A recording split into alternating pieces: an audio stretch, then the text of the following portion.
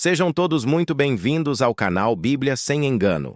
No vídeo de hoje, vamos analisar com cuidado e fidelidade Apocalipse 3:10, um texto frequentemente usado para afirmar que a igreja será arrebatada antes da grande tribulação. Será que essa interpretação realmente se sustenta quando o versículo é lido no seu contexto bíblico completo? Aqui, nosso compromisso não é com tradições ou teorias populares, mas com o que a palavra de Deus realmente diz. Pegue sua Bíblia, acompanhe o texto e vamos examinar Apocalipse sem engano, deixando as Escrituras interpretarem as próprias Escrituras. Apocalipse 3:10 e o erro de uma esperança antecipada. Muitos têm se apegado ao versículo 10 do capítulo 3 de Apocalipse para sustentar a ideia de que a Igreja de Cristo será arrebatada antes da grande tribulação. Essa interpretação, embora popular, não se sustenta quando o texto bíblico é analisado com fidelidade, contexto e harmonia com o restante das Escrituras. O problema não está apenas na leitura isolada do versículo, mas na construção de uma doutrina inteira baseada em suposições e não em afirmações claras da palavra de Deus. A Bíblia não se contradiz. E quando ela é lida como um todo, fica evidente que essa expectativa de livramento prévio não passa de especulação teológica. Apocalipse 3:10 não se refere a todas as igrejas, mas está inserido na carta à Igreja de Filadélfia, uma igreja específica, em um contexto histórico e espiritual específico. O próprio texto deixa isso claro. Como guardaste a palavra da minha paciência, também eu te guardarei da hora da provação que há de vir sobre todo o mundo, para provar os que habitam na terra. Apocalipse 3:10. Não se trata de uma promessa universal e automática para toda a igreja em todos os tempos. Pelo contrário, o verso seguinte limita ainda mais essa promessa. Ao que vencer, eu o farei coluna no templo do meu Deus. Apocalipse 3:12. A promessa não é para todos, mas para o que vencer. Não há aqui garantia coletiva, institucional ou denominacional. Livramento não significa necessariamente arrebatamento. O texto não afirma que esse guardar da hora da provação ocorrerá por meio de arrebatamento. Pelo contrário, a própria Escritura apresenta outras duas possibilidades bíblicas de livramento. A. Preservação em meio ao juízo, assim como ocorre com os 144.000 selados. E ouvi o número dos assinalados, 144.000. Apocalipse 7:4.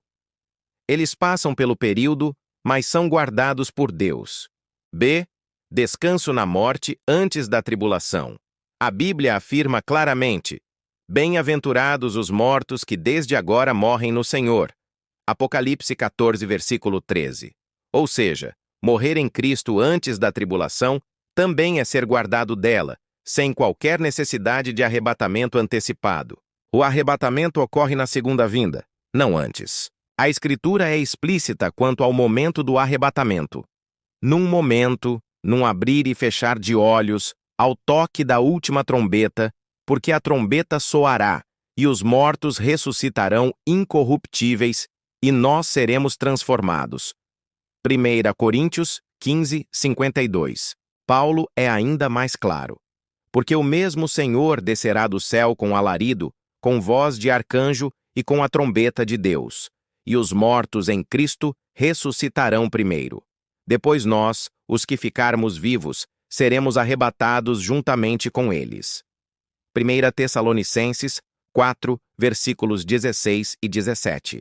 A própria expressão nós, os que ficarmos vivos, evidencia que nem todos estarão vivos nesse momento, pressupõe mortes anteriores e confirma que parte do povo fiel passará por perseguições e perdas, em plena consonância com o testemunho bíblico sobre a tribulação.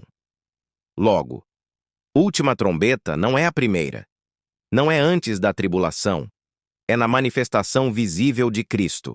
O próprio Jesus confirma isso sem margem para dúvida.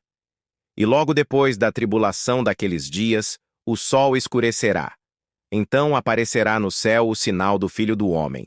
E ele enviará os seus anjos com grande clamor de trombeta, os quais reunirão os seus escolhidos. Mateus 24, versículos do 29 ao 31. Apocalipse denuncia falsos sistemas religiosos. Apocalipse não fala apenas de perseguição externa, mas de corrupção religiosa interna. Jesus afirma: Eis que eu farei que os da sinagoga de Satanás, os que se dizem judeus e não são, mas mentem, eis que eu farei que venham e se prostrem aos teus pés e saibam que eu te amo. Apocalipse 3:9. Aqui está a denúncia clara contra sistemas religiosos que corrompem o Evangelho e se enquadram exatamente na advertência de Apocalipse 3:9. Ao ressuscitarem preceitos da lei judaica como exigência espiritual, colocam-se implicitamente como judeus, embora não o sejam, e por isso mentem, conforme o próprio Cristo declara: os que se dizem judeus e não são, mas mentem. Mentem porque levantam partes da lei de Moisés como obrigatórias, como, por exemplo, a exigência dos dízimos, a guarda dos sábados, a continuação da ceia do Senhor travestida de Santa Ceia ou Eucaristia, enquanto negligenciam a lei em sua totalidade, ignorando que qualquer que guarda toda a lei, mas tropeça em um só ponto, tornou-se culpado de todos. Tiago 2:10. Assim, rejeitam a suficiência da obra de Cristo, anulam a graça e negam o evangelho puro. O destino desses sistemas não é o arrebatamento, conforme Apocalipse 3:9, é a humilhação pública, quando serão constrangidos a reconhecer que Deus ama e aprova aqueles que permaneceram na verdade. Dessa forma, Apocalipse não apenas denuncia os falsos sistemas religiosos que se dizem o que não são, conforme Apocalipse 3:9, mas também estabelece, desde o início do livro, qual é a verdadeira esperança dos fiéis. Em contraste com a falsa segurança desses sistemas, o testemunho inicial de Apocalipse confirma que a expectativa do povo de Deus não está em um livramento antecipado, mas na manifestação futura e visível de Cristo.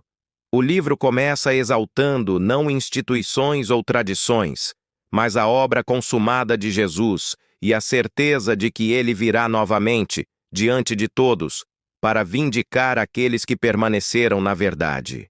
Veja como o próprio livro começa: e da parte de Jesus Cristo, que é a fiel testemunha, o primogênito dos mortos e o príncipe dos reis da terra, aquele que nos amou, e em seu sangue nos lavou dos nossos pecados, e nos fez reis e sacerdotes para Deus, seu Pai.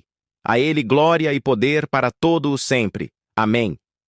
Eis que vem com as nuvens, e todo olho o verá, até os mesmos que o traspassaram, e todas as tribos da terra se lamentarão sobre ele. Sim, amém.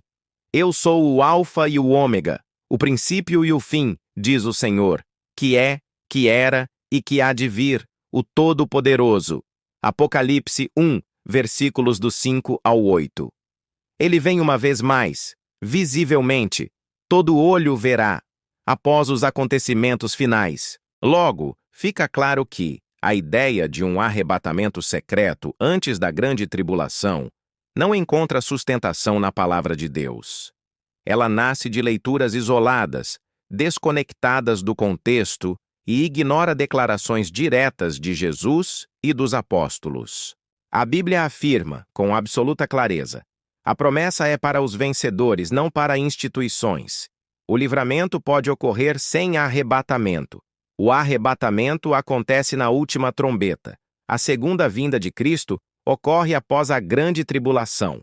Portanto, a verdadeira esperança do cristão não está em escapar do sofrimento, mas em permanecer fiel até o fim, mesmo em meio aos juízos descritos pela própria Escritura. Como o próprio Jesus afirmou: mas aquele que perseverar até o fim será salvo. Mateus 24:13. É exatamente nesse contexto de perseverança, e não de fuga, que o livro de Apocalipse apresenta as 7 trombetas, uma sequência progressiva de juízos que se desenrolam antes da manifestação final de Cristo, revelando que o povo de Deus atravessa esse período sustentado pela fidelidade divina. As 7 trombetas. Apocalipse. Primeira trombeta. Apocalipse 8, versículo 7. cai sobre a terra saraiva e fogo misturados com sangue. Como resultado, é queimada a terça parte da terra, a terça parte das árvores e toda a erva verde. Trata-se de juízo direto de Deus sobre a criação, semelhante às pragas do Egito. Segunda trombeta. Apocalipse 8, versículos 8 e 9. Algo como um grande monte ardendo em fogo é lançado no mar. A terça parte do mar torna-se sangue.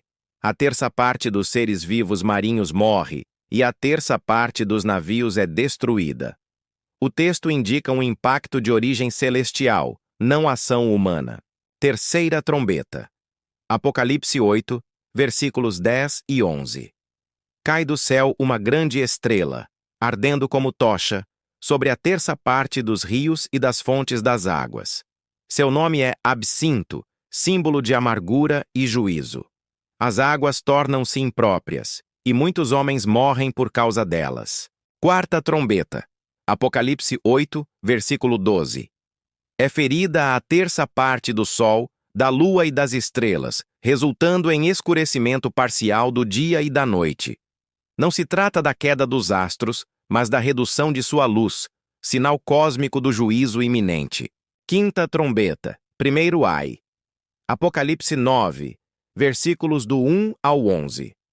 Uma estrela caída do céu, um ser espiritual, recebe a chave do poço do abismo e o abre. Dele saem entidades demoníacas, simbolizadas como gafanhotos, às quais é permitido atormentar os homens que não têm o selo de Deus por 5 meses, sem matá-los. Sexta trombeta. Segundo ai, Apocalipse 9, versículos do 13 ao 21. São soltos 4 anjos caídos, demônios, mantidos presos junto ao rio Eufrates. Eles lideram um juízo devastador que resulta na morte da terça parte da humanidade.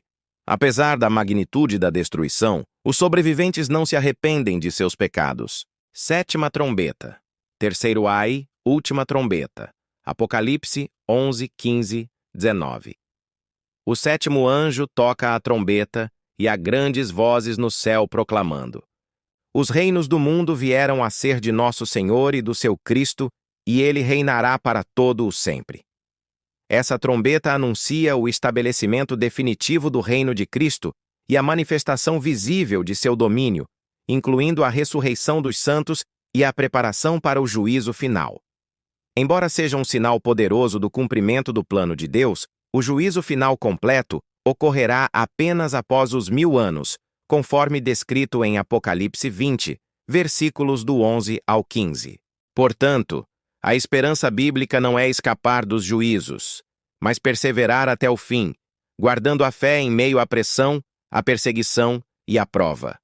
A igreja não é chamada a fugir da história, mas a testemunhar a verdade até o último dia, sabendo que a vitória não está na evasão do sofrimento, mas na fidelidade a Cristo.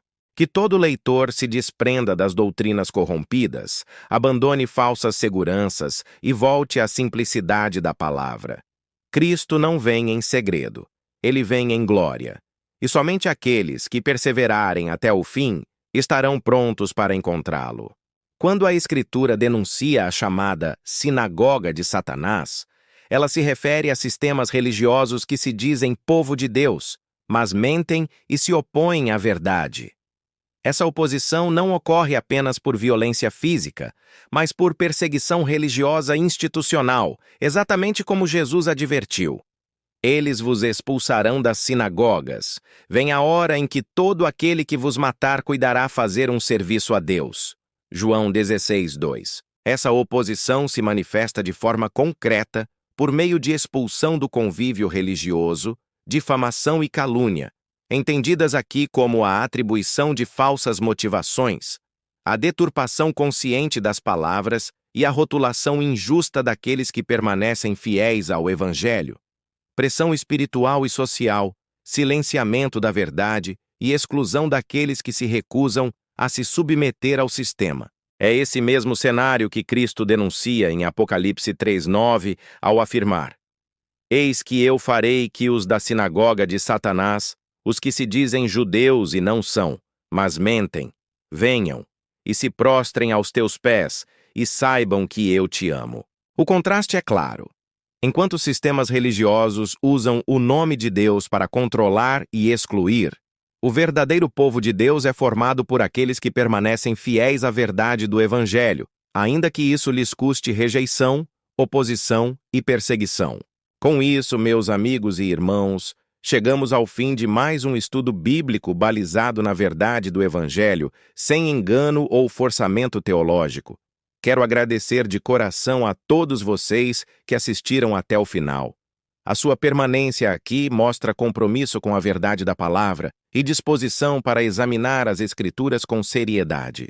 Se este conteúdo edificou a sua fé, eu te convido a assistir também ao vídeo cujo título é Você aprendeu errado sobre o Hades, a segunda vinda de Cristo e o juízo final. Ele complementa diretamente tudo o que foi apresentado aqui e vai ampliar ainda mais a sua compreensão bíblica. Não se esqueça de deixar o like, se inscrever no canal e compartilhar este vídeo com outras pessoas.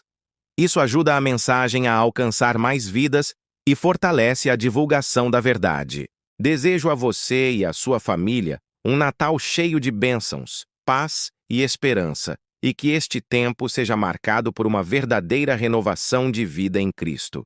Que o nascimento do nosso Senhor renove a fé, fortaleça a caminhada e nos conduza cada vez mais à verdade da sua palavra. Feliz Natal e que em Cristo haja sempre nova vida. Que Deus te abençoe e até o próximo vídeo.